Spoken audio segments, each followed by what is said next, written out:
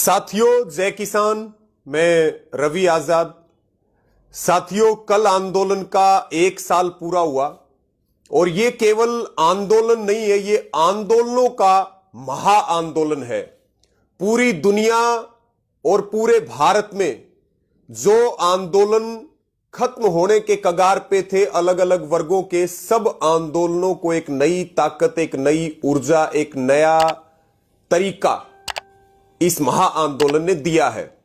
और कल देश भर में तमाम राज्यों में मार्च निकले, रोष प्रदर्शन हुए, विरोध प्रदर्शन हुए, महापंचायतें हुई और विशेष रूप से हमारे सिंगू, टिकरी, शाजापुर, ढासा और गाजीपुर बॉर्डर के ऊपर 26 जनवरी की तरह हजारों लाखों की संख्या में नौजवान, किसान, माताएं, बहनें, बुजुर्ग सब यहां पहुंचे और बहुत सारे लोग वापिस नहीं गए, यहां बॉर्डरों के ऊपर डटे हुए हैं। यानी कि आधी जीत की खुशी और जो 6 मांगों को लेकर के हमारा संकल्प है वो अब आंदोलन को और तेज करेगा।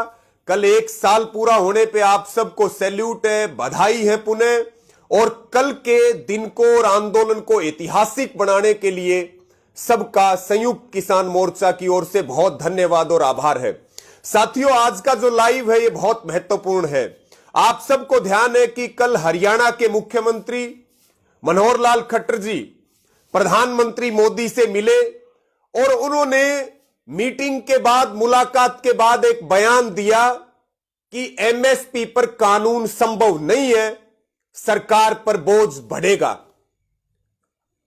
तो मैं मुख्यमंत्री खट्टर को एक जवाब देना चाहता हूं कि खट्टर साहब, आप विधानसभा में चिल्ला चिल्ला करके ये बात कहते थे कि 3 काले कानूनों की वापसी नहीं होगी, 3 कृषि के कानून वापिस नहीं लिए जा सकते, संशोधन जरूर होगा, वापिस होने होते तो हो जाते, ये बात हम स्पष्ट कर देते हैं, कानून किसी कीमत पर वापिस नहीं होंगे। आप शायद वही हैं। हो सकता आपको अपने दिए हुए बयान और विधानसभा में जो आप चिल्ला चिल्ला करके बोलते थे वो भूल गए होंगे, लेकिन हम नहीं बोले।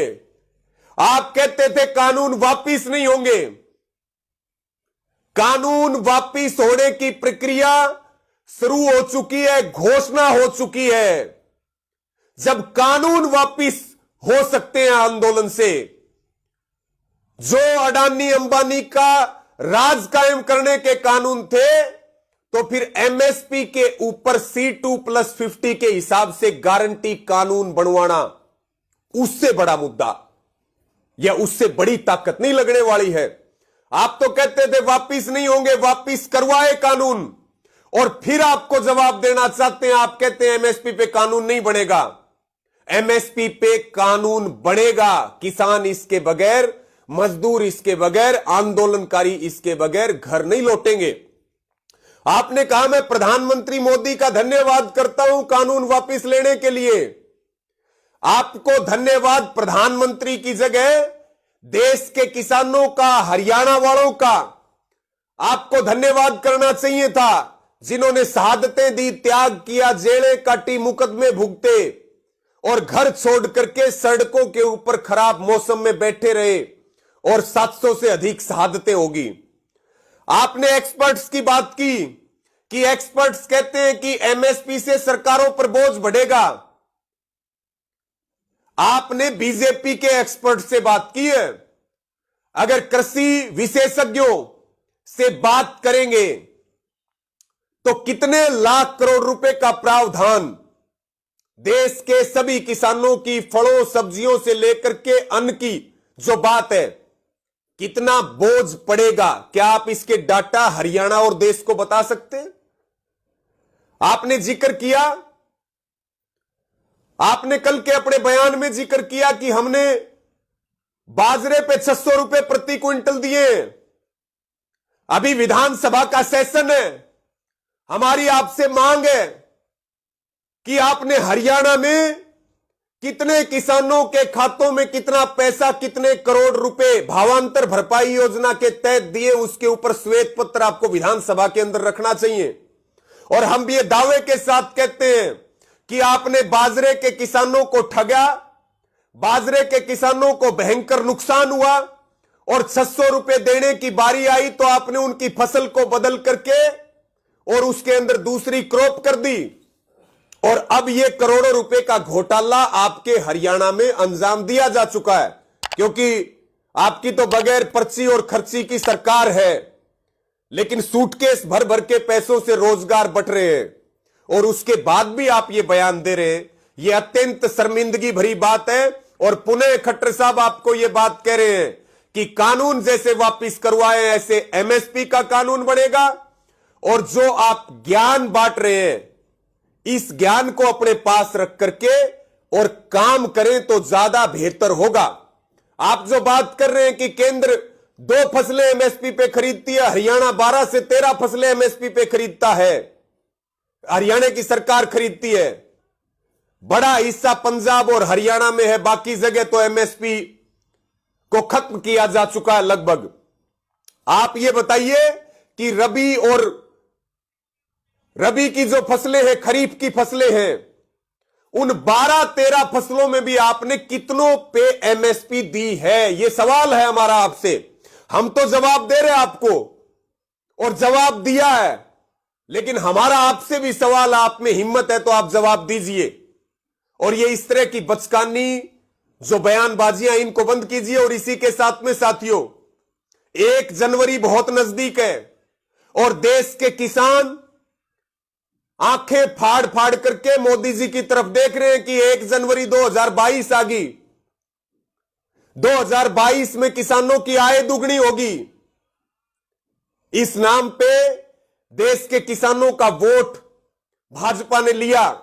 हमारा प्रधानमंत्री जी से सवाल है कि लगभग 1 महीना बाकी है, आप कम से कम 1 जनवरी से पहले यह बात हमें जरूर बताएं कि किसानों की आय आप 1 जनवरी 2022 से कैसे दुगनी कर रहे हैं।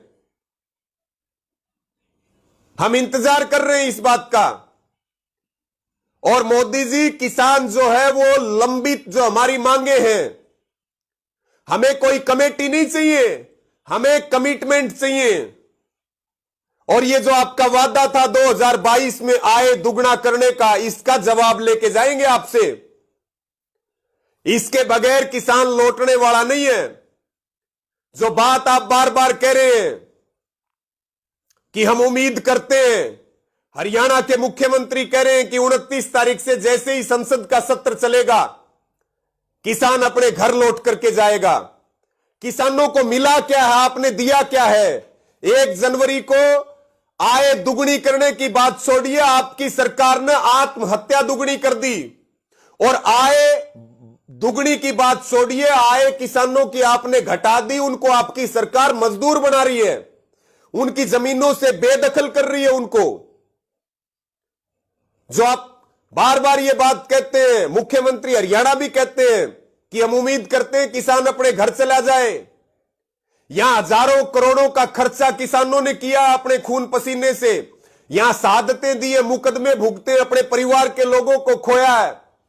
और सड़कों के ऊपर 1 साल तक हम बैठे रहे, खाली हाथ लौट करके नहीं जाएंगे, एमएसपी का कानून लेकर के जाएंगे। ये बात आपको कान खोल करके सुन लेनी चाहिए। किसान इसके बगैर नहीं लौटेगा। हमें एक बात के लिए आपका जरूर धन्यवाद करेंगे कि आपने जो अलग अलग राज्यों को, इन राजनीति वालों ने जो देश बना रखा था, अलग अलग धर्मों में और जातियों में बांट रखा था, हरियाणा पंजाब को बांट रखा था, आपने सारे देश को एक किया, हम सबको मिलवाया, हम सबको एक किया, हमारे भाईचारे को बढ़ाया। इसके लिए आपको हम जरूर धन्यवाद देंगे। और आपको यह भी कहना चाहते हैं, कुंभकर्ण जो है वो 6 महीने जागता था, 6 महीने सोता था, आपने तो उसको भी क्रॉस कर दिया मोदी जी। आपकी आंखें तो 358 दिन में खुली है। कल संविधान दिवस पे आप ज्ञान बांट रहे थे। 1 साल के आंदोलन के बाद मांगे मानी, वो भी आधी। बेहतर होता कि आप जो है हमारी पूरी मांग मान करके, माफी मांग करके ससम्मान देश के किसान मजदूर को उसके घर भेजते। और जो आप अलग अलग अभी देश को बेचने की योजनाएं लेकर के आ रहे हैं, अलग अलग संस्थाओं को बेचा जा रहा है, बिजली बिल लेकर के आ रहे हैं। ये 2020 और 2021 साथियों, यह आंदोलनों का साल है। पूरी दुनिया आपकी तरफ देख रही है। आंदोलन अलग अलग राज्य में, देश में चलते रहेंगे, अलग अलग वर्ग करते रहेंगे, सब मिलकर के लड़ते रहेंगे और देश को बिक्री से बचाने का सब काम करेंगे। हमें उम्मीद है जो सवाल हमने किया नरेंद्र मोदी जी से और जो सवाल हमने जवाब देते हुए खट्टर जी से किया, उसका वो जवाब देंगे। ऐसी उम्मीद के साथ आप सब साथियों का बहुत धन्यवाद। इसको शेयर करें। सबका बहुत धन्यवाद। पूरी ताकत के साथ लड़े और जंग अभी जारी है। अब एमएसपी की बारी है। सबका बहुत धन्यवाद। जय जवान जय किसान।